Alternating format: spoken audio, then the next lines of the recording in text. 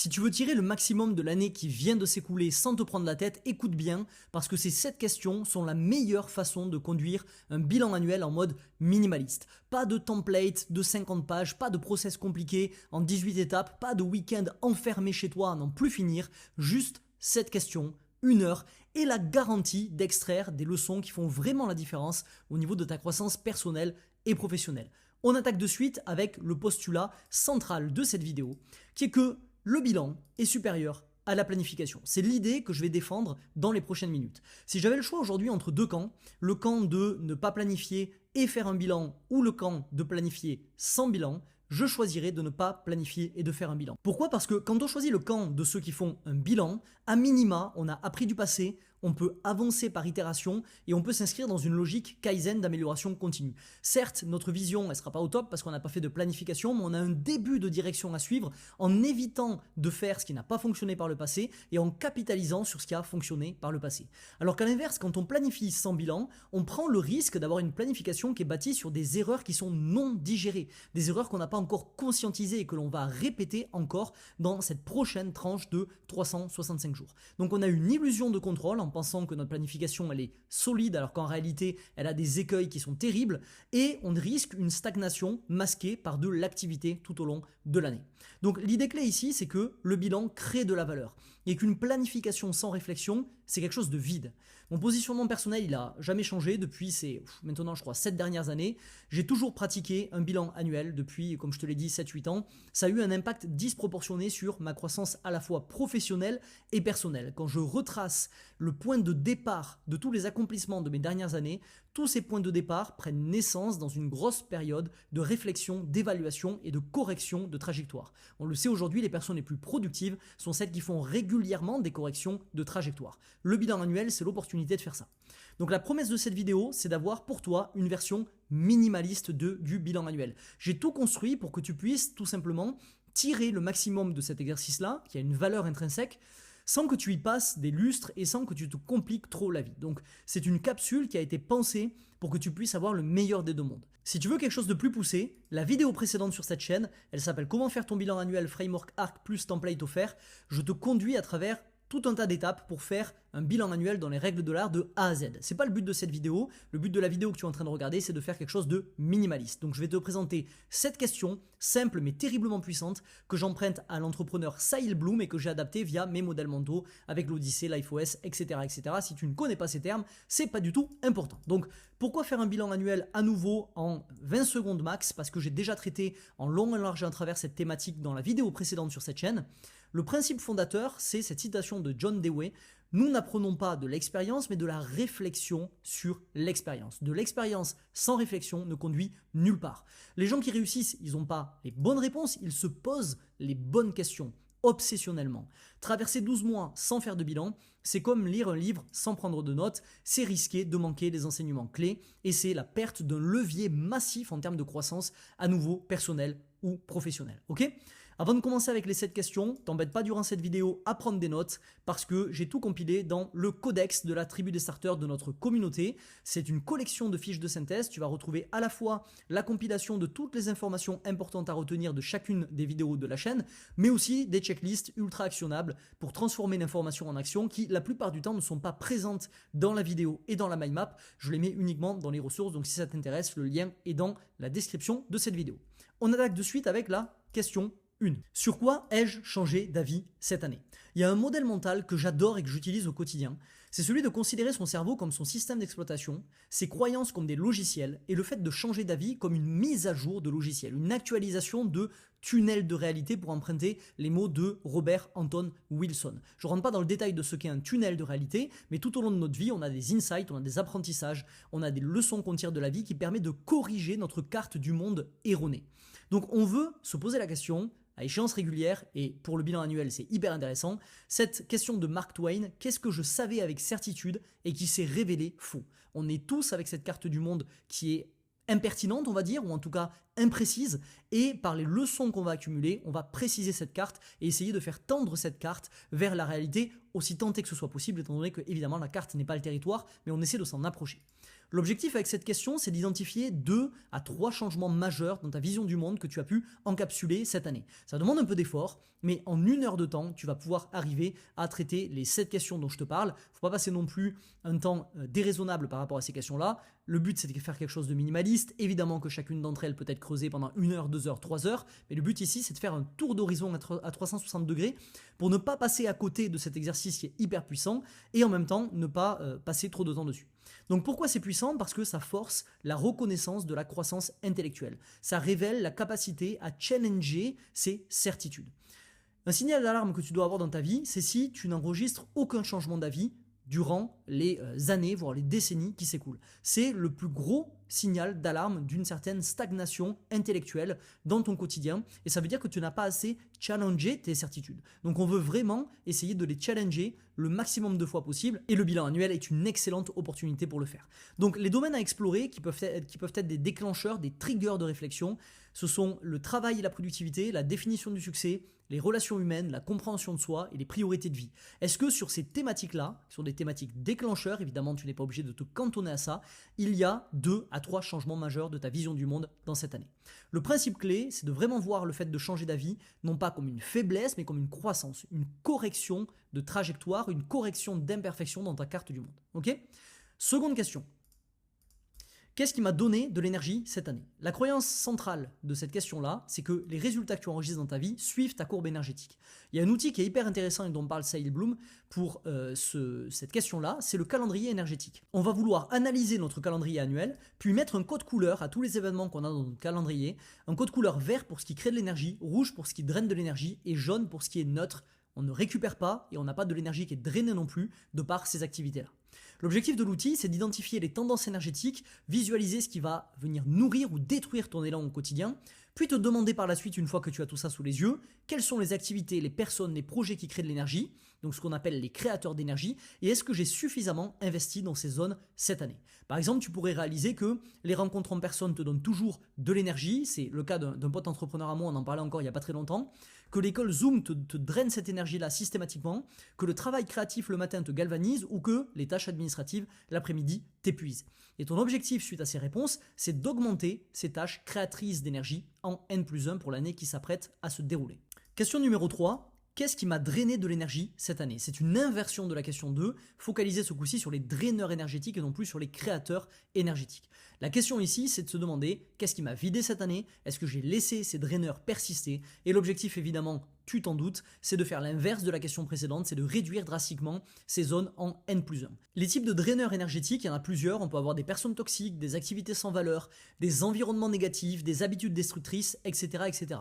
La règle clé ici, c'est d'avoir une honnêteté impitoyable. Ne garde pas quelque chose qui est dysfonctionnel dans ton quotidien sur cette prochaine année, tout simplement parce que tu as toujours fait comme ça et que c'est une habitude qui a été ancrée. Questionne-toi honnêtement sur toutes ces choses-là et puis prends des décisions radicales. Tu coupes, tu élimines ou tu réduis. Question 4. Quelles ont été les ancres dans ma vie cette année écoulée? Les ancres, ce qu'on définit comme des ancres, c'est tout ce qui t'empêche d'avancer à pleine vitesse. Il y a plusieurs catégories d'encres, j'en cite 3 ici, il y en a potentiellement plus bien évidemment, c'est pour te donner des exemples. À partir du moment où quelque chose répond à cette définition qui est que ça t'empêche d'avancer à pleine vitesse, c'est une ancre. On peut avoir des personnes qui te rabaissent, donc par exemple celles qui minimisent tes accomplissements, qui rident tes ambitions, qui te disent d'être plus réaliste, on connaît la chanson, qui dégradent la qualité de ton environnement par leur négativité, leur pessimisme. On pense tous à des gens, ces gens-là, ce serait peut-être temps de prendre un peu de distance par rapport à eux. Ça peut être des croyances limitantes. Je ne suis pas assez intelligent, je ne suis pas fait pour réussir, c'est trop tard pour moi. Ce sont toutes ces histoires que tu te racontes encore et encore, ces espèces de mini-logiciels qui tournent en trame de fond dans ton unité centrale, dans l'unité centrale de ton esprit, et qui deviennent à terme des prophéties autoréalisatrices tellement tu les répètes encore et encore dans ton quotidien. Ou ça peut être tout simplement des mauvaises habitudes qui sabotent ta croissance, la procrastination chronique, le perfectionnisme paralysant, le scroll infini sur les réseaux sociaux, etc. etc. L'objectif, c'est de minimiser ou d'éliminer ces ancres en 2026. On ne parle pas de force ici, on parle d'encre. Un exercice pour ça qui est intéressant, c'est que tu prends une feuille blanche, tu traces 3 colonnes, une colonne avec les personnes encres, avec les croyances encres et avec les habitudes encres, et tu te demandes que vais-je faire concrètement pour couper ces encres dans la prochaine année qui débute. Ensuite, on passe à la question numéro 5. Qu'est-ce que je n'ai pas fait à cause de la peur ? J'adore cette citation de Sénèque, c'est pas la première fois que j'en parle dans une vidéo, donc je pense que tu commences à la connaître. Nous souffrons plus dans notre imagination que dans la réalité. Le principe clé derrière tout ça, c'est d'expliquer que la peur, elle vient de l'inexpérience et non pas de l'incapacité. Donc la solution à ça, c'est d'accumuler de l'expérience. Et pour accumuler de l'expérience, on veut bien évidemment agir. C'est le paradoxe de la peur. Ce qui fait le plus peur est souvent ce qu'il faut faire dans ta vie. J'ai cette note qui est loguée dans ma Mind Galaxy, dans mon système de gestion de la connaissance, qui dit « La peur est une boussole qui indique la direction de ta croissance ». J'adore ce modèle mental. J'explique que les choses qui nous font peur sont les choses qui mettent en jeu notre identité. Or, la croissance est une question de redéfinition d'identité. Donc, en suivant ce qui nous fait peur, on croit. Du verbe croître. Et Carl Jung disait « Là où il y a la peur, il y a une tâche ». J'ai d'ailleurs également, juste devant moi, sur mon tableau, une citation, une locution latine qui dit « Instercilinis invenitur » et qui veut dire « Ce que tu cherches se trouve à l'endroit où tu as le moins envie de chercher ». J'adore cette citation-là et c'est vraiment un principe que je t'invite à suivre dans ta vie. Donc l'objectif, c'est de se rapprocher volontairement de ces peurs l'année prochaine. Et pour faire ça, je te laisse pas sans rien, il y a un exercice que j'utilise, alors j'ai utilisé je pense déjà une dizaine de fois dans ma vie, qui s'appelle l'exercice du Fear Sitting de Tim Ferriss, qui est très abordable. C'est un exercice en 5 étapes. La première étape, elle vise à identifier la peur, donc la nommer. Qu'est-ce que tu n'as pas fait cette année à cause de la peur ? La seconde étape, ça vise à définir le pire scénario. Un pire scénario qui reste évidemment réaliste. Et se demander, si tu avais agi par rapport à cette chose qui te fait peur, quel était vraiment le pire qui aurait pu arriver ? La troisième étape, c'est que tu définis le meilleur scénario et tu te dis si j'avais agi, quel était le meilleur résultat possible que j'aurais pu obtenir. Et ensuite, tu vas comparer tout ça. Et tu vas te rendre compte que dans 99% des cas, le downside que tu pourrais avoir, le risque que tu pourrais avoir dans ta tête quant au fait de passer à l'action, il est vraiment ridicule par rapport à l'upside, l'avantage massif que tu aurais pu avoir sur le terrain à poursuivre cette chose qui te fait peur. Et quand tu réalises ça, ça te permet de faire une espèce de pivot mental et d'évoluer, de mettre à jour ta carte mentale pour que tu puisses tout simplement avoir un modèle du monde un peu plus réaliste. Et tu vas ensuite, du coup, en 5e étape, poser comme intention, en année prochaine, je vais action, même si j'ai peur de peur. Donc évidemment, tu remplis les mots pour mettre la bonne année, la bonne action et la bonne peur. Et c'est quelque chose que tu peux laisser sur les notes de ton portable, sur un post-it sur ton bureau, etc., etc. 6e question, quelles étaient les plus grandes victoires et mes pires échecs ? Donc, on a tous en tant qu'être humain un biais naturel qui fausse la perception de notre année. Si on est optimiste, on ne voit que les hits, que les choses qu'on a réussies dans notre année. Et si on est pessimiste, on ne voit que les misses, donc que les échecs, les choses qu'on n'est pas arrivé à faire dans l'année, les gros coups durs, etc., etc.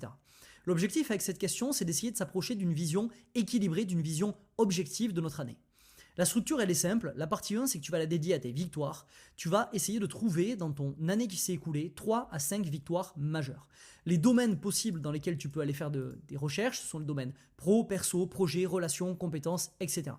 Tu vas analyser ensuite ces 3 à 5 victoires majeures en te demandant pourquoi cette victoire est une victoire, qu'est-ce que j'ai fait de spécifique qui a créé ce résultat, quelles compétences ai-je utilisées et quel système ai-je mis en place. Ces 4 questions sont hyper importantes, bien plus importantes que de trouver les victoires, puisque ces 4 questions te permettent de comprendre dans quel système cette victoire s'insère et donc de pouvoir répéter ces victoires-là. Ensuite, on va passer aux échecs, même fonctionnement, on trouve 3 à 5 échecs ou déceptions, on fait une analyse et on se demande pourquoi cet échec est un échec, qu'est-ce qui n'a pas fonctionné, quelle erreur ai-je commise et quel système n'était pas en place. À nouveau, ça permet de placer l'échec, tout comme on a placé la victoire dans son système pour pouvoir avoir moins d'échecs en N+1.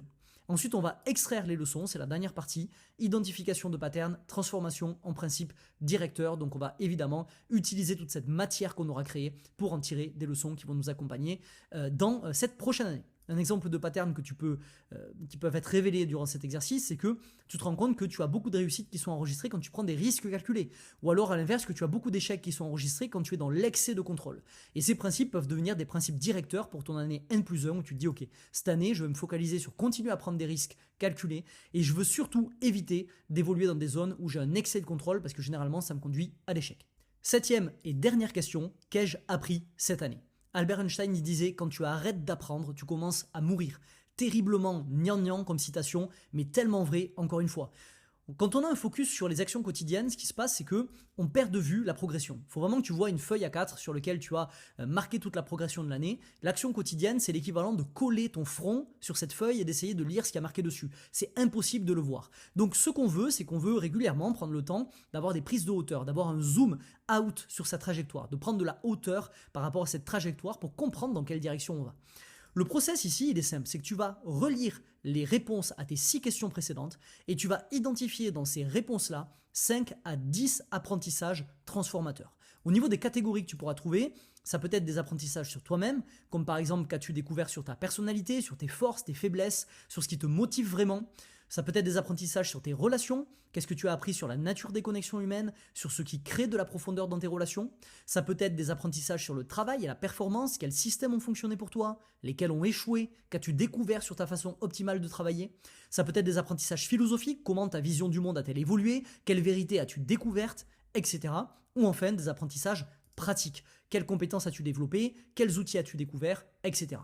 Le rôle de ces apprentissages, c'est de devenir la fondation de l'année suivante, d'être des nouveaux principes de vie. On veut sans cesse capitaliser sur ce qu'on apprend d'année après année pour éviter cette espèce de malédiction totale qui est de vivre la même année 10 fois. Il y a certaines personnes, ils ne vivent pas 10 ans, ils vivent la même année 10 fois. Ils n'évoluent pas, ils ne corrigent pas leur trajectoire, ils n'apprennent pas des choses, ils ne corrigent pas leur carte du monde qui est profondément erronée. Et ils continuent à traverser cette expérience de vie sur Terre qui est fabuleuse avec des modèles mentaux qui sont complètement à côté de la plaque et qui les conduisent encore et encore vers les mêmes résultats qu'ils regrettent à la fin de l'année sans jamais comprendre l'origine de ces résultats-là. On veut évidemment éviter ça absolument. Ok ?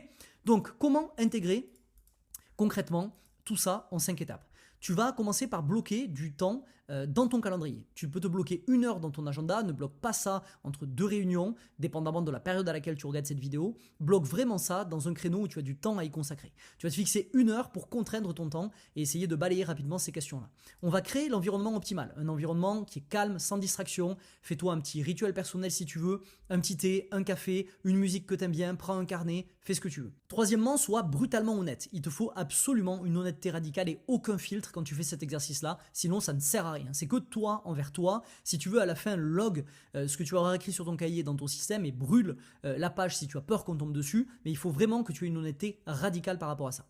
Essaie d'écrire à la main si possible parce que ça génère des connexions beaucoup plus profondes avec tes pensées. C'est d'ailleurs le socle de ma méthode Daimon de journaling. Et c'est pour ça que j'insiste beaucoup sur le fait d'écrire à la main. Et enfin, relis ton bilan régulièrement, chaque trimestre par exemple. Ça permet de maintenir la perspective sur ton année et de te rappeler ce que tu voulais absolument faire dans cette année, la couleur, l'ambition que tu voulais lui donner, plutôt que de garder cette feuille dans un placard. Ok ? Si tu veux aller plus loin, j'ai créé une vidéo qui s'appelle Comment faire ton bilan annuel, framework ARC plus template offert. Pour le coup, dans cette vidéo, on va dans le fond de A à Z avec plusieurs étapes, un template 100% offert. Donc si ça t'intéresse de faire ton bilan annuel en profondeur avec une vidéo qui est complémentaire à celle-ci, je te laisse cliquer juste sur la vidéo qui s'affiche à l'écran.